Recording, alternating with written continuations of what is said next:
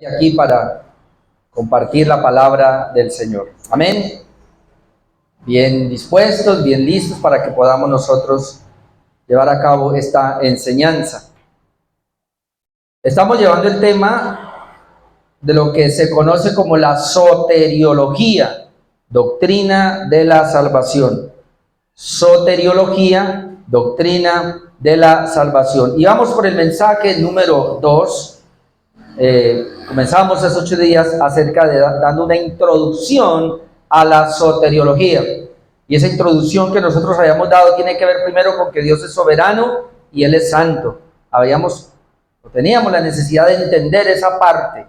Luego comprender que el hombre es totalmente pecador y entonces por eso se requiere la intervención de Dios en cuanto a la salvación a ese hombre. Y definíamos lo que es la salvación o la redención.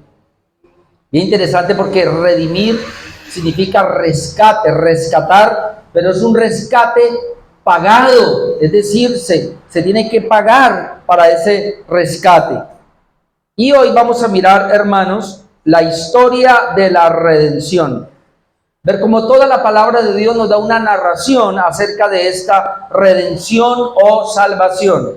Muy importante que miremos esto primero antes de comenzar a mirar lo que tiene que ver desde la eternidad, cómo Dios comenzó a salvar y lo que se conoce como el orden de la salvación. Y vamos a ir mirando cada orden de la salvación. Eso es lo que vamos a hacer en la próxima oportunidad. Pero ahora vamos a mirar hoy historia de la redención. Y vamos a tocar solo 2 puntos. Ver esa historia de la redención en el Antiguo Pacto, en el Antiguo Testamento, la profecía, y ver su cumplimiento en el Nuevo. Así que vamos ahí. Historia de la redención en el Antiguo Testamento. Arrancamos con Génesis 3:15 y le invito para que vaya y lo ubique. Podemos leer desde el versículo 14. En Génesis 3:15 vemos tan pronto el hombre cae en pecado, vemos una promesa de redención. Lo primero que vemos es que hay una promesa de redención para la salvación del hombre.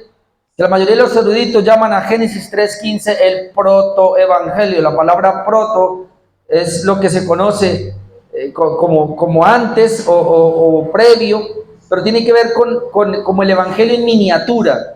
La primera mención del evangelio la encontramos aquí en Génesis 3:15. ¿Qué fue lo que pasó? Génesis 3:14 dice: y Jehová Dios dijo a la serpiente: por cuanto esto hiciste, maldita serás entre todas las bestias y entre todos los animales del campo. Sobre tu pecho andarás y polvo comerás todos los días de tu vida. Y pondré enemistad entre ti y la mujer. La enemistad es entre la serpiente, ahí nos habla de Satanás, la serpiente antigua que es el diablo. Pondré enemistad entre ti y la mujer. Luego dice: y entre tu simiente y la simiente suya. Esa palabra, la simiente suya, nos está hablando de la descendencia de la mujer.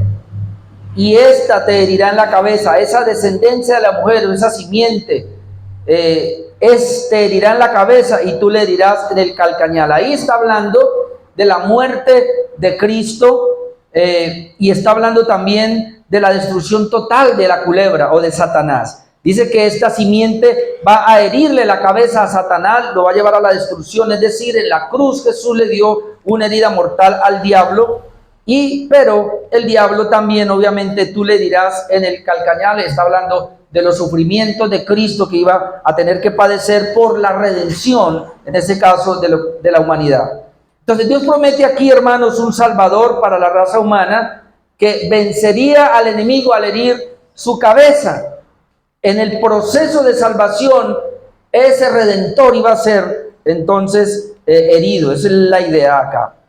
Y ahora mire, hermanos, cómo inmediatamente, tan pronto el hombre comete pecado, no solamente le hace una promesa, sino que Dios le da una provisión de recubrimiento al hombre. Dios siempre ha sido así. Dios siempre ha tenido misericordia de aquella gente que Él ha querido y quiere redimir.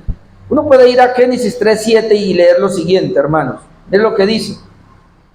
Entonces, cuando ellos pecaron, no desobedecieron a Dios, dice que entonces fueron abiertos los ojos de ambos y conocieron que estaban desnudos.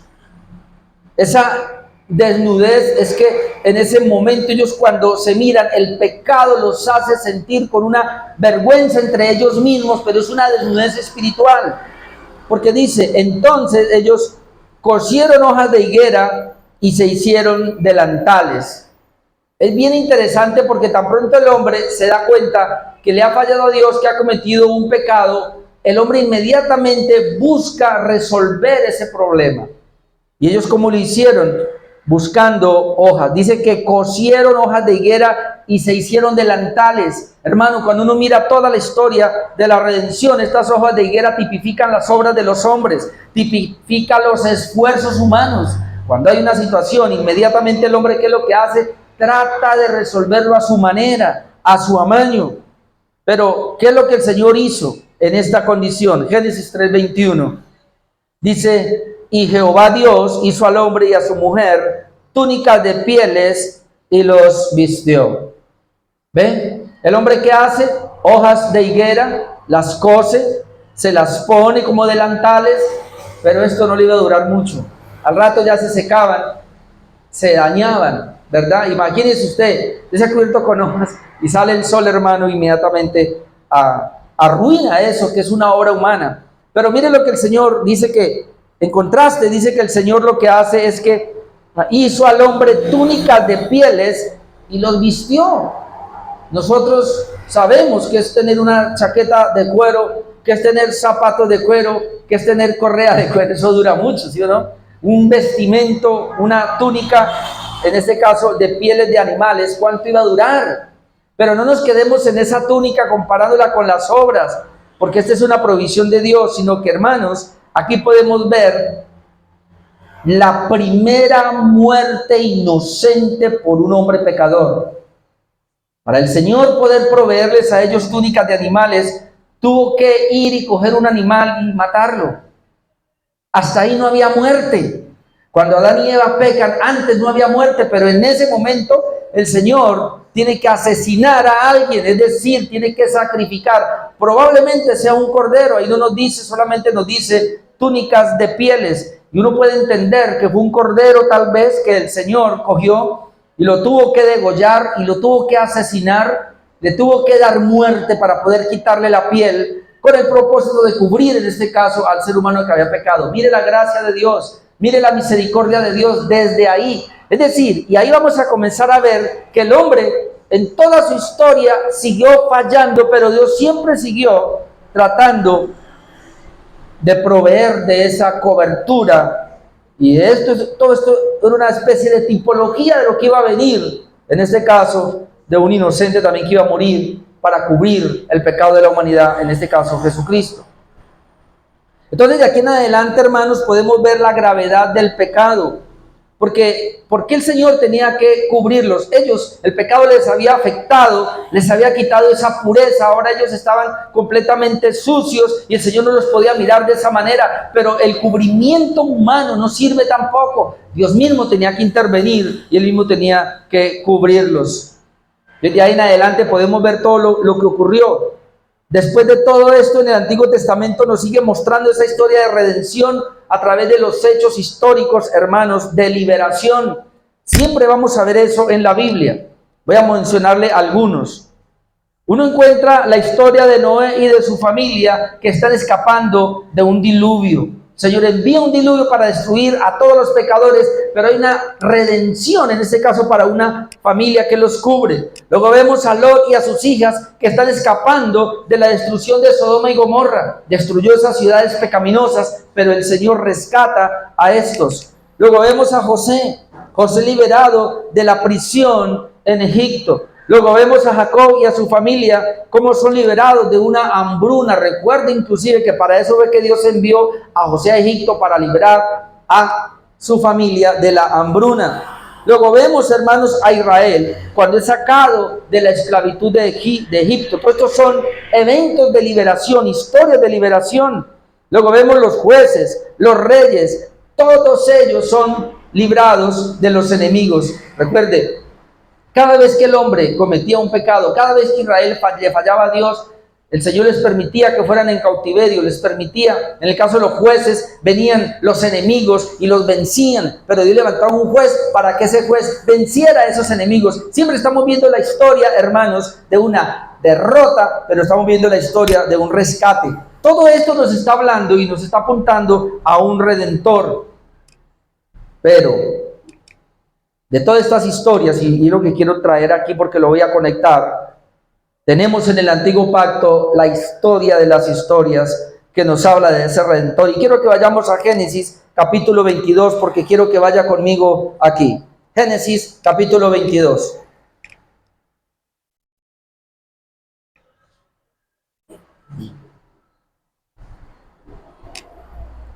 La historia de redención, siempre en acontecimientos de liberación, siempre vemos al Señor actuando. Y aquí vemos, hermanos, un tipo de esa redención.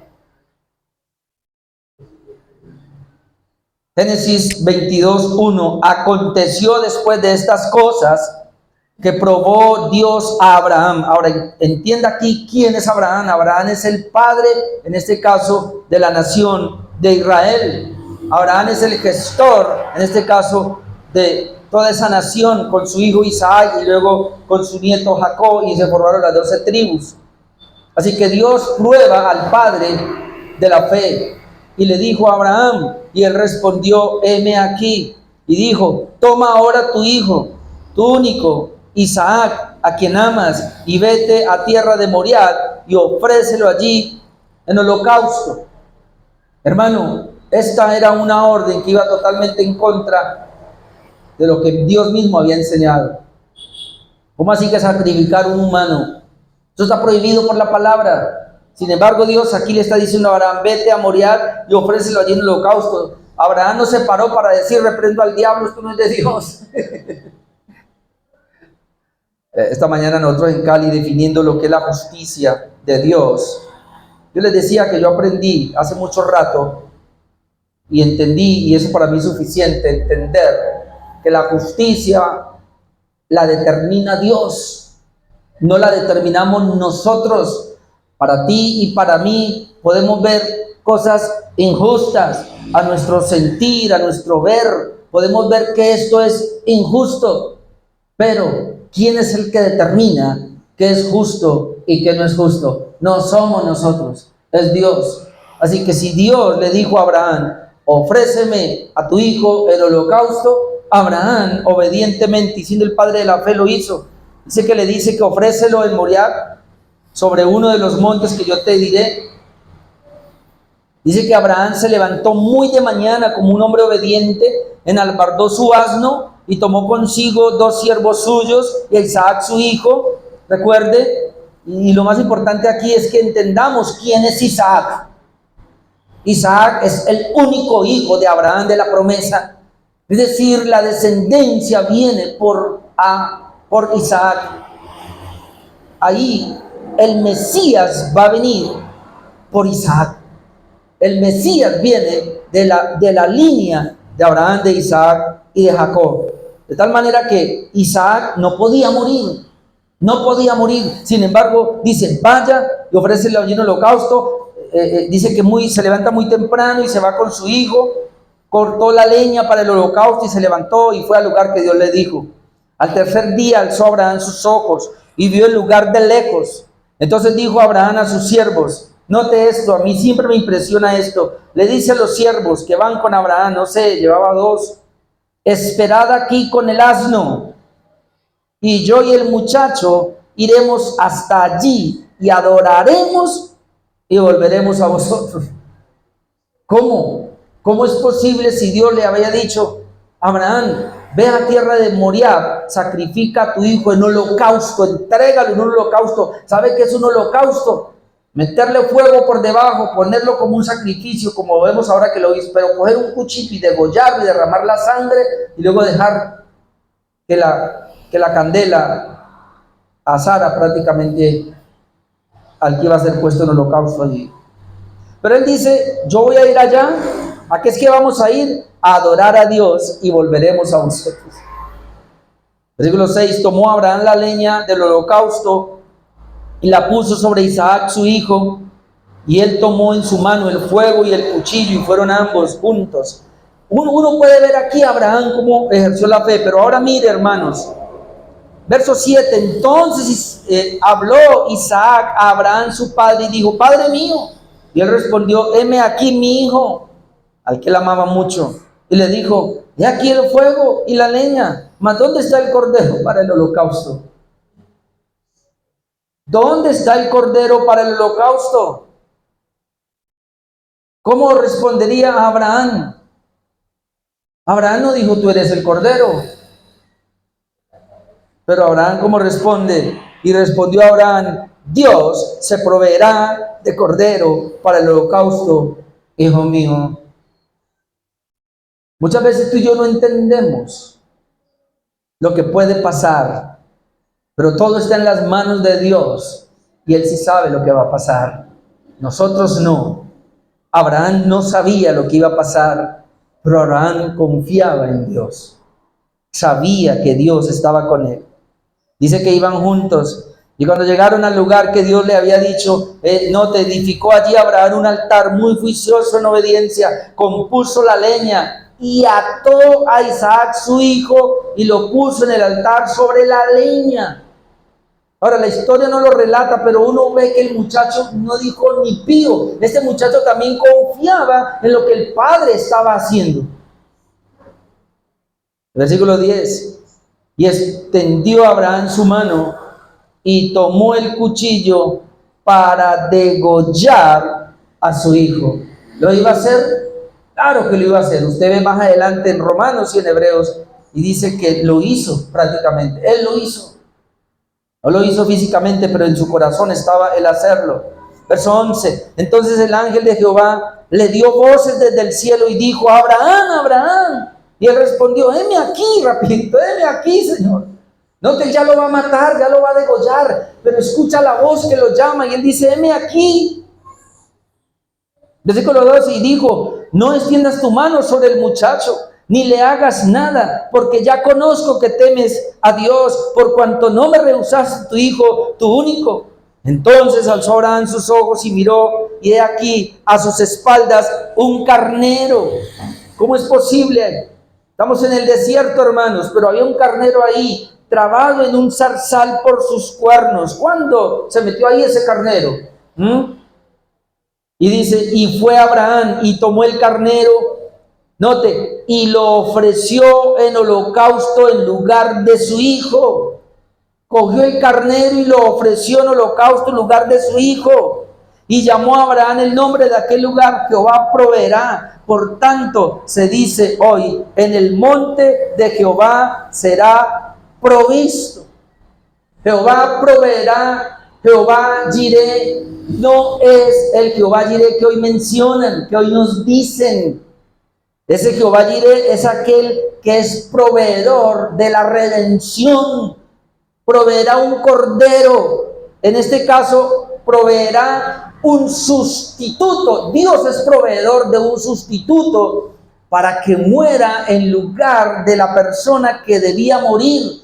En ese sentido, Isaac como hijo está representándonos a nosotros. Tú y yo, hermanos, debíamos morir. Tú y yo, hermanos, debíamos ir al infierno. Éramos los que teníamos que ser entregados en esa cruz y muertos o en el infierno toda la eternidad. Pero del Señor detiene la mano y ese carnero que Abraham está mirando trabado allí, que lo toma como sustituto, tipifica al Señor Jesucristo. Así que Dios proveyó un cordero que es nuestro Señor Jesucristo, como lo vamos a ver más adelante. Y esto nos está hablando ya, con esta historia de Abraham, nos está hablando que Dios, al Padre de la fe, aquel que es el gestor de ese pueblo, le está diciendo, yo lo hice y yo rescaté a tu hijo para darte a entender que así mismo yo te rescato a ti y de que tu descendencia voy a enviar un redentor que va a hacer lo mismo que yo hice contigo cuando tenías que sacrificar a tu hijo Isaac y no lo hiciste. Entonces yo, con el tiempo, voy a enviar a mi hijo. Pero la diferencia es que yo sí lo voy a sacrificar. Abraham no le hizo nada a su hijo. Abraham pudo salvar a su hijo. porque hubo un sustituto. Pero Dios Padre envió a su Hijo y para Él no hubo sustituto. Él murió siendo inocente, murió por nosotros. ¿Qué es la redención? El rescate que el mismo Dios hace, pagando la deuda nuestra para rescatarnos a nosotros, viles pecadores. Esa es la historia de la redención. Y entonces, esta misma historia, ahora la vamos a mirar en Dios entregando a su Hijo. Y en el antiguo pacto el texto clave para esto es Isaías 53. Así que vamos otra vez, vamos a Isaías 53 porque quiero leerlo todo desde el 1 hasta el 12.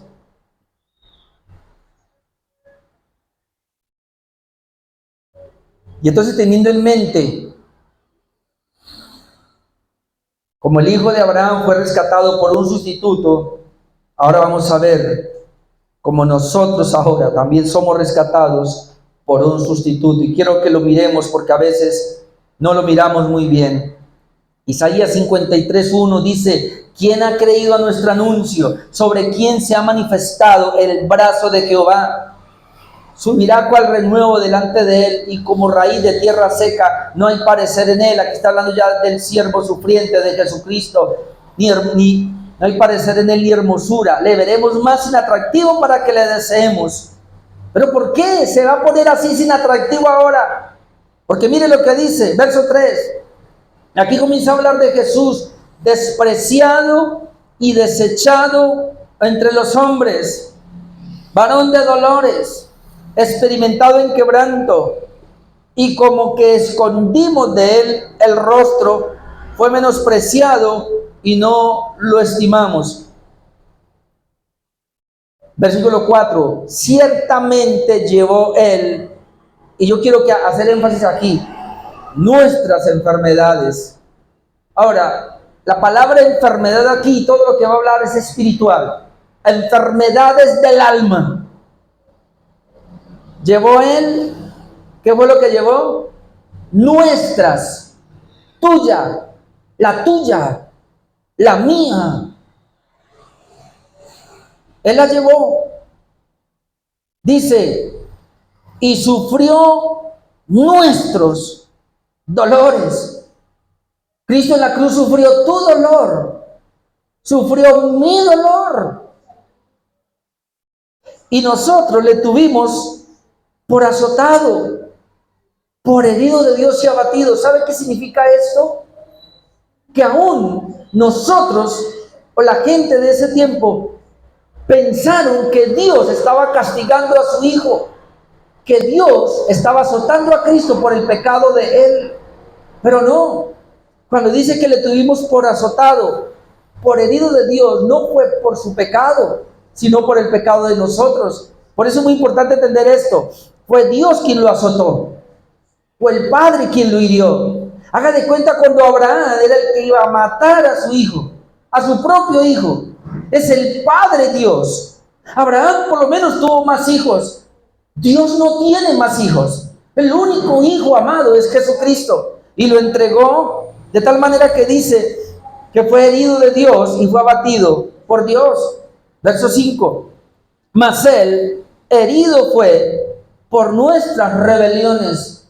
Herido fue por nuestras rebeliones, por nuestro pecado, por nuestra maldad. Ahora note esa expresión, molido por nuestros pecados. Hermano, aquí estamos viendo una radiografía de lo que fue la muerte de Jesús en la cruz por nosotros, por mí. No fue por él, fue por mí. Tenemos que aprender y mirar esto con detenimiento, porque cada sufrimiento de Jesús fue por mí. Ese es el evangelio, entender que Él se entregó por mí. Y si Él se entregó por mí, y si Él sufrió por mí, y si Él padeció por mí para salvarme y para que yo fuera parte de la iglesia, ¿cómo es que la iglesia no puede sufrir un tantico por la misma obra? ¿Cómo es que tú y yo no podemos sufrir un poquitico por sostener la iglesia? ¿Cómo es que nos sentimos tan mal ¿No entendemos acaso el sacrificio de Jesús? Jesús estaba entregando todo por nosotros. Estaba sufriendo por mí. Yo por eso le cambio muchas veces esa palabra cuando dice molido por mis pecados. Por mis pecados. Él fue molido por mis pecados. Y luego dice, el castigo de mi paz. Ya lo voy a quitar nuestra. El castigo de mi paz fue sobre él. ¿Qué quiere decir eso, hermanos? Tú y yo éramos enemigos de Dios. Pero para yo tener paz con Dios, se llama la reconciliación, Cristo tuvo que ser castigado. El castigo para yo tener reconciliación con Dios, ahora yo puedo orar y ahora yo puedo tener comunión con mi Padre. Pero eso le costó a Cristo.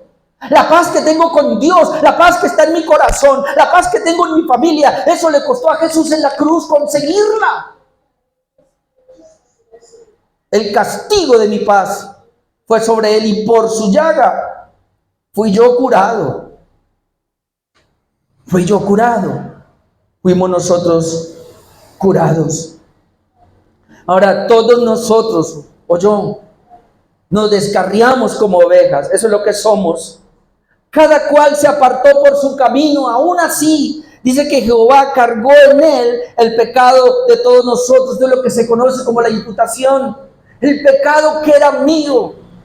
Hermano, Cristo estaba en esa cruz, pero Cristo es inocente, pero Cristo es puro, pero Cristo no ha cometido ningún pecado. Y el Padre saca el pecado mío, el pecado suyo, y se lo pone a Cristo para luego castigarlo a él. Eso es redención. Eso es muerte en lugar de. La gente no entiende. Cristo murió en la cruz por nosotros, sí. ¿Y acaso no podemos ver cada paso de lo que a él le costó? ¿Por qué yo puedo decir ahora con la libertad de que no tengo pecado, de que he sido justificado? ¿Por qué puedo decir ahora que tengo la seguridad de la salvación y que puedo entrar al cielo? No por mí. Porque, hermanos, Cristo, el mismo Padre, agarró todo mi pecado, pasado, presente y futuro, todo, y lo puso allá en Cristo. Se lo puso a Cristo, se lo imputó a Cristo, para que Cristo fuera declarado culpable y el Padre pudiera castigar al Hijo por mi pecado. Yo no sé Isaías cómo vio esto, pero Isaías lo escribió, hablando acerca de Cristo. Yo escuchaba a alguien que le preguntaba a un judío, ¿y ustedes, los judíos de ahora, qué hacen con Isaías 53? Y sabe que lo tapan. Ellos no lo quieren leer porque ellos no lo entienden. Y si lo entienden, dicen que sí, que esto es para el Mesías que va a venir. Pero no pueden ver que esto le ocurrió a Jesús. Versículo 7, porque esto continúa. Jesús fue angustiado él. Yo no sé cuál sería la angustia de Jesús. Afligido. Usted se angustia. Usted se aflige por problemas suyos. Yo me aflijo y me angustio por mis propios pecados. Pero Jesús no tenía pecado. Se angustió por ti y por mí, por culpa de nosotros. Angustiado él y afligido, no abrió su boca. Como cordero fue llevado al matadero, y como oveja delante de sus trasquiladores, enmudeció, no abrió su boca. Ahora usted puede ver, hermano, y hacer la comparación. Cuando ese carnero está trabado allá, Abraham va y lo mira. Abraham tiene un cuchillo en su mano. Abraham iba a matar a su propio hijo, pero el Señor le dice, no lo hagas. Y entonces lo baja, lo desata y va y coge el carnero. Ven tú, porque el sacrificio se tiene que hacer. Y usted no tiene culpa, pero así lo cojo, lo ato, lo pongo ahí. Igual hay que hacer el sacrificio. Tú y yo merecíamos ir a esa cruz y padecer todo el castigo de Dios. De hecho, tú y yo nunca lo aguantaríamos. ¿Sabe por qué lo aguantó? Y 3 horas, y los aguantó en esa cruz 3 horas, Cristo cargando tu pecado y mi pecado y de todos los creyentes. Porque era hombre y porque era Dios. Hermanos, yo no entiendo esto, pero la ira de Dios por mi pecado es tal que preparó un infierno para que durante toda la eternidad pagara esa deuda. Así que el sufrimiento de Cristo, hermanos, en esa cruz fue el sufrimiento de la iglesia en la eternidad del infierno. Imagínense entonces cuál fue el sufrimiento de Jesús en esa cruz, que en 3 horas canceló la totalidad de la deuda del pueblo suyo. En 3 horas, hermano, sufrió el infierno eterno de nosotros que merecíamos ir allá.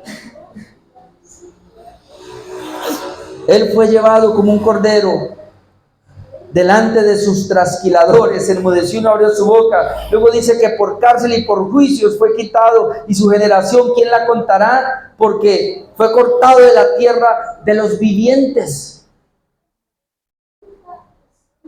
Y por la rebelión de mi pueblo fue herido. ¿Por qué fue herido él? Por la rebelión de mi pueblo fue herido.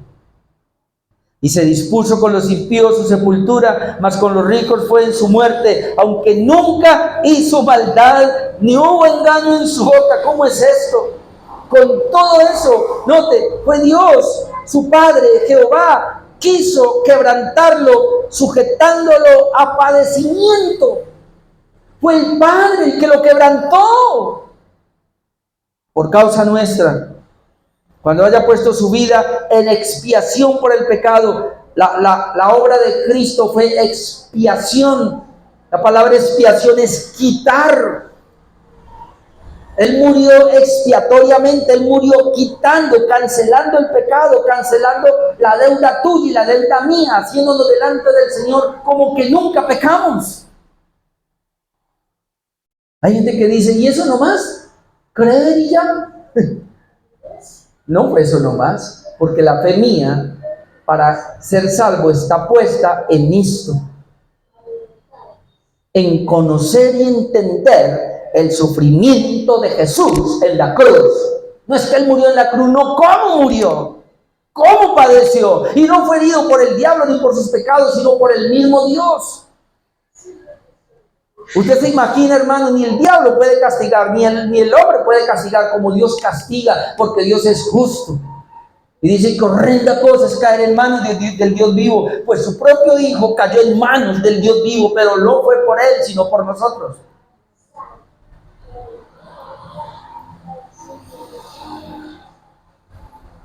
Cuando haya puesto su vida en expiación por el pecado, verá linaje, vivirá por largos días, y la voluntad de Jehová será en su mano prosperada. Luego dice, verá el fruto de la aflicción de su alma y quedará satisfecho. Y mira lo que dice, por su conocimiento justificará mi siervo justo a muchos y llevará las iniquidades de ellos. Ahora comienza a hablar ahí de justificación. Por su conocimiento justificará mi siervo justo, es Cristo, a muchos. No dice que a todos, y llevará las iniquidades de ellos. 12. Por tanto, yo le daré parte con los grandes, desde el triunfo ya a la victoria, y con los fuertes repartirá despojos, por cuanto derramó su vida hasta la muerte. Cristo derramó su vida hasta la muerte y fue contado con los pecadores, habiendo Él llevado el pecado de muchos y orado por los transgresores. Así que Isaías 53 es la radiografía, hermanos, del antiguo pacto, de esa historia de redención. Por eso quise traer a Abraham y quise traer también a Isaías, que nos da una radiografía de ese sacrificio. Ahora vamos al Nuevo Testamento. La historia de la redención en el Nuevo Testamento.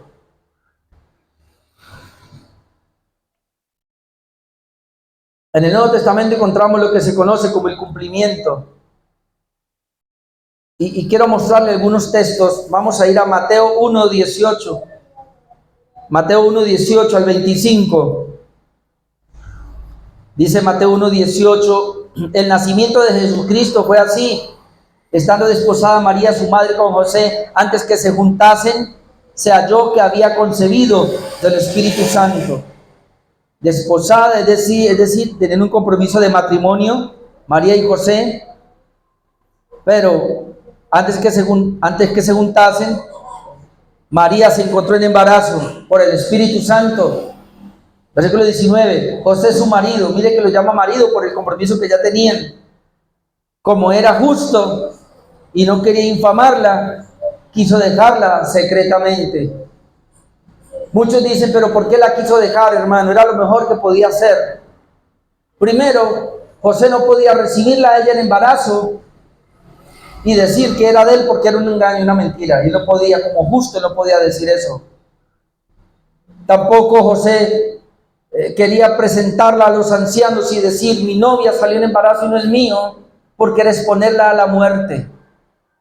Así que él, amándola a él, más bien dijo, yo más bien me voy secretamente y ya vemos qué va a pasar. Yo me pierdo y todos van a decir, cobarde, la embarazó y la dejó y se fue. Pero él quiso salvarla de esa manera. Dice que José, su marido, como era justo y no quería infamarla, quiso dejarla secretamente. Y pensando él en esto, he aquí, un ángel del Señor se le apareció en sueños y le dijo, José, hijo de David, no temas recibir a María, tu mujer, porque lo que en ella es engendrado del Espíritu Santo es. Tuvo que venir un ángel y hablarle. Pero mire lo que le dice el ángel, y dará a luz un hijo. María dará a luz un hijo y llamará su nombre Jesús. ¿Por qué? Porque él salvará a su pueblo de sus pecados. Ahí está la redención. Ellos esperaban al Mesías. El Mesías no llegaba. Pero luego le dice el ángel, mira, tu novia quedó en embarazo y esto es milagroso porque quien está allí es el Mesías, es el Redentor, el cual desde el antiguo pacto se le habló. De hecho, su nombre será Jesús. Y cuando él entiende esa palabra, la palabra Jesús aquí es Joshua, que es la misma palabra para Josué. ¿Sabe quién era Josué? El gran libertador, quien libertó a Israel y sacó todos los enemigos. Y entonces le dan el mismo nombre, Joshua, el libertador. ¿Y por qué? Porque él salvará a su pueblo de sus pecados. Luego dice, todo esto aconteció para que se cumpliese lo dicho por el profeta, por medio del profeta, cuando dijo, he aquí una virgen concebirá y dará a luz un hijo, llamará su nombre Emmanuel, que traducido es Dios con nosotros. Y despertando José del sueño, note, porque esto fue en un sueño, hizo como el ángel del Señor le había mandado y la recibió, y recibió a su mujer. Pero no la conoció hasta que dio a luz a su hijo primogénito y le puso por nombre Jesús. Ahí está la manifestación del Redentor, de ese Mesías prometido. El evangelista Lucas lo relata de esta manera. Vamos a Lucas 2:21. Porque aquí hay dos acontecimientos, o por lo menos dos personajes muy importantes. Lucas 2:21 nos dice, cumplidos los 8 días para circuncidar al niño, le pusieron por nombre Jesús, el cual le había sido puesto por el ángel antes que fuese concebido.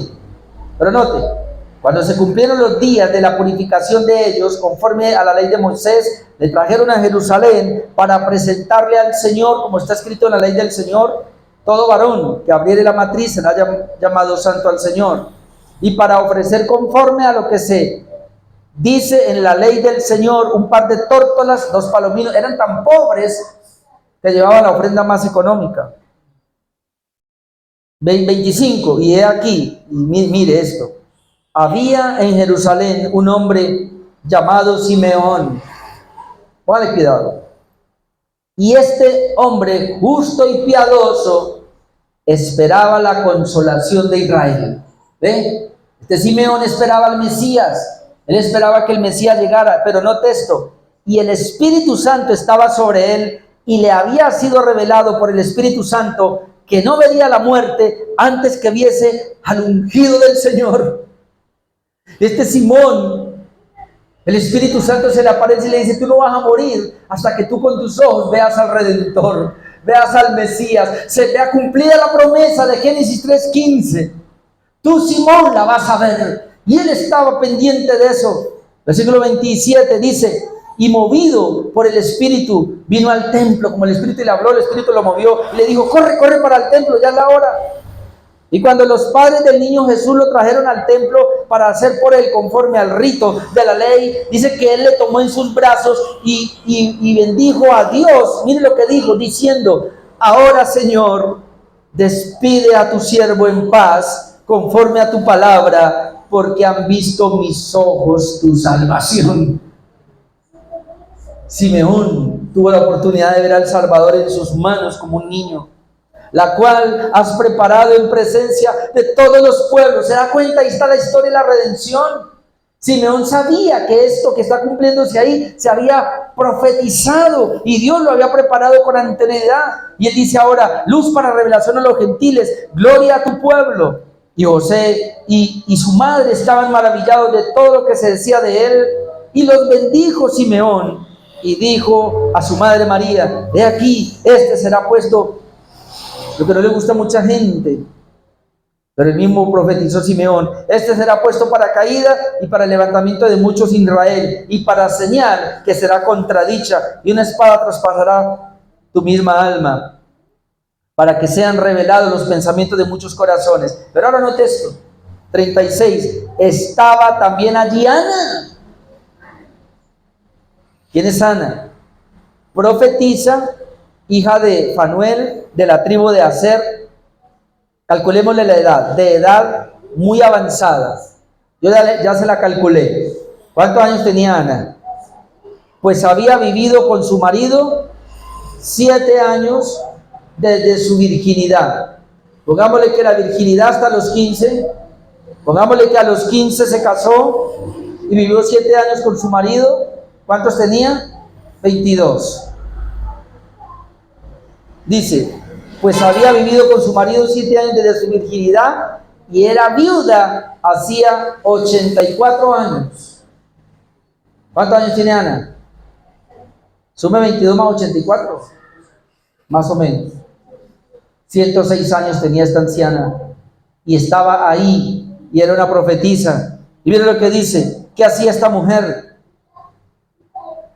Y no se apartaba del templo, sirviendo de noche y de día, con ayunos y oraciones. ¿Cómo es que se sirve al Señor, hermano? Con ayunos y oraciones. ¿Dónde? En el templo. En mi casa, sí, pero en el templo. Ahí es que hay que orar como iglesia. Aquí es que hay que ayunar como iglesia. En la casa de Dios lo hacía. Ahora, esta, presentándose en la misma hora, desde la misma hora que vino Simeón, daba gracias a Dios y hablaba del niño a todos los que esperaban. ¿Qué esperaban? La redención en Jerusalén. Por lo menos 2 testimonios de personas ancianas que estaban esperando la venida del Mesías, esa promesa de redención en el antiguo pacto, que lo vieron con sus ojos y contemplaron al Redentor aun cuando era niño. Ahora, ¿qué nos dice Juanito con respecto a esto? Juan 1, 29 al 30, vamos a leer, y luego 35 al 37. Mira lo que dice el evangelista Juan. Juan 1, 29. El siguiente día vio Juan a Jesús que venía a él, Juan el Bautista, ¿no? Vio a Jesús que venía a él y dijo: he aquí el Cordero de Dios que quita el pecado del mundo. 30. Este es aquel de quien yo dije: después de mí viene un varón, el cual es antes de mí, porque era primero que yo. Juan el Bautista, cuando ve a Jesús, le dice a sus discípulos: Él es del cual yo les he hablado, Él es del cual habla la profecía. Versículo 36, 35, Juan 1, 35. El siguiente día, otra vez estaba Juan, y note ahora, y 2 de sus discípulos. Juan tenía 2 discípulos, estaban con él. Bueno, tenía muchos, pero habían 2 con él. Y mirando a Jesús, hermano, esto es lo que tú y yo tenemos que hacer. Y mirando a Jesús que andaba por allí, dijo: he allí, he aquí, el Cordero de Dios. Note lo que dice: le oyeron hablar los 2 discípulos y siguieron a Jesús. ¿A dónde hay que llevar la gente? A Jesús. Nunca, hermanos, a un pastor, nunca ni siquiera a un método que se tenga. sino que se tiene que llevar a Jesús, pero hay que señalarlo. Él es el Cordero de Dios. ¿A qué le suena esto, hermanos? ¿Qué le proveyó para ponerle ropa a Adán? Un cordero. Creemos que es un cordero. ¿Qué le proveyó Dios a Abraham para cubrir a su hijo? Un cordero. ¿Qué fue lo que en el antiguo pacto se decía que se sacrificara? Un cordero. ¿Por qué? Porque como cordero fue llevado al matadero. Ahora, Juan, el evangelista Juan, en capítulo 20, versículo 30-31, encontramos algo que a mí me sorprende. Note, Juan 20:30. Hizo además Jesús muchas otras señales en presencia de sus discípulos, las cuales no están escritas en este libro. O sea, el Señor hizo tantas cosas, pero Juan dice, no las pude recopilar en este libro, no están escritas aquí. Pero note, pero estas, ¿cuáles son estas? Los capítulos del 1 al 21. Pero estas, es decir, este libro, este evangelio, pero estas se han escrito para que creáis que Jesús es el Cristo, el Hijo de Dios, y para que creyendo tengáis vida en su nombre. ¿Para qué se escribió el evangelio? Para que creamos, para que conozcamos que es el Hijo de Dios y para que creamos en Él. Para eso se escribió el evangelio. Así que tanto el Antiguo Testamento como el Nuevo Testamento nos hablan de la historia de la redención, nos hablan de la predicción y cumplimiento. O sea, la historia de la salvación o la historia de la redención es dada en ambos testamentos. Toda la obra de redención, hermanos, había sido mencionada en toda la Escritura. Déjeme, yo termino con Lucas 24. Lucas 24, 25 al 27, 44 y 48. Toda la historia de la redención estaba profetizado en el Antiguo Testamento y tuvo su cumplimiento en el Nuevo. El mismo Jesús dijo lo siguiente en Lucas 24, 25. Con estos dos hombres que van camino a Emaús, dos de los discípulos de Jesús, Jesús ya murió. Aquí estamos hablando que Él es domingo, aquí ya resucitó. Pero estos dos van camino a Emaús. Y sí, unas mujeres dijeron que había resucitado, pero no creyeron. Y entonces dice, verso 25, entonces Él les dijo, oh insensatos y tardos de corazón para creer todo lo que los profetas han dicho. ¿Ven? El problema es que ellos no creían lo que los profetas habían dicho. ¿Qué habían dicho? Miren lo que dice Jesús. No era necesario que el Cristo padeciera estas cosas y que entrara en su gloria. Es decir, ¿acaso esto no estaba escrito? Todo lo que pasó, porque ellos están diciendo, ay sí, nosotros creíamos en Jesús, pensábamos que era la esperanza para Israel. No, pero lo mataron de una manera cruel y murió. Entonces el Señor, enojado, ya está resucitado, les dice, ¿cómo? ¿Por qué no pueden entender esto? Y comenzando desde Moisés. ¿Qué es Moisés? Todo el Pentateuco, los 5 primeros libros de la Biblia, y siguiendo por todos los profetas, les declaraba todas las escrituras lo que de él decían. ¿Dónde está la historia de la redención, hermano? En las escrituras. En este caso, las escrituras es todo el Antiguo Testamento. Todo el Antiguo Testamento. Versículo 44, Lucas 24, pero ahora pasemos al 44. Porque ellos ya entraron ahí, comieron y todo, pero luego el 44 dice, y les dijo, estas son las palabras que os hablé estando aún con vosotros, que era necesario que se cumpliese todo lo que está escrito de mí en la ley de Moisés, en los salmos, en los profetas y en los salmos. ¿Lo vio? Era necesario que se cumpliera la historia y la redención que fue profetizada. Ese panorama que vimos en Isaías 53 tenía que cumplirse y se cumplió, pero aún ellos estaban ciegos. Entonces, y aquí voy a decir algo, hermanos, 45, les abrió el entendimiento para que comprendiesen las escrituras. Yo me puedo pasar toda la vida predicando y si el Señor no les abre el entendimiento, no vamos a entender las escrituras. El asunto es que el Señor le abre el entendimiento solamente a los suyos. Nosotros podemos dar el testimonio y evidencia quién es un hijo de Dios cuando vemos que su entendimiento a las escrituras se les ha abierto, que tienen un conocimiento claro de la verdad y del evangelio. Cuando alguien duda de lo que nosotros estamos viendo acá, que es algo que Dios nos está dando, pero duda de eso, no le ha sido abierto el entendimiento, no tiene la regeneración. Así que mal lo hacemos nosotros, tratar de convencer a alguien que nunca va a ser convencido. Por eso no se asusten, mis hermanos.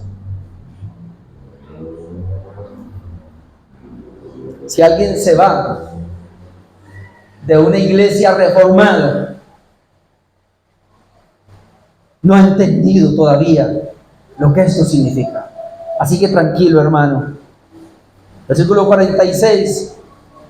Y les dijo, así está escrito, y así fue necesario que el Cristo padeciese y resucitase de los muertos al tercer día, y que se predicase en su nombre el arrepentimiento y el perdón de pecados en todas las naciones, comenzando desde Jerusalén. Y vosotros sois testigos de estas cosas. La historia de la redención, tanto en el Antiguo Testamento como en el Nuevo Testamento, profetizada y cumplimiento. Es lo que vamos a hablar, eso es lo que vamos a comenzar a hablar, cómo es la historia de la redención. Ahora el Espíritu Santo la aplica en nosotros y vamos a ver desde el inicio, hermanos, y vamos a comenzar a ver todo lo que se conoce como el Ordo Salutis, porque ya está profetizado, ya se cumplió. Ahora lo que hace ahora el Espíritu es aplicar esa historia a nuestros corazones y vamos a ver cómo es aplicado y lo vamos a ver posteriormente. Así que hasta ahí hoy la palabra y continuaremos en la próxima. Oremos, hermanos. Bendito Padre.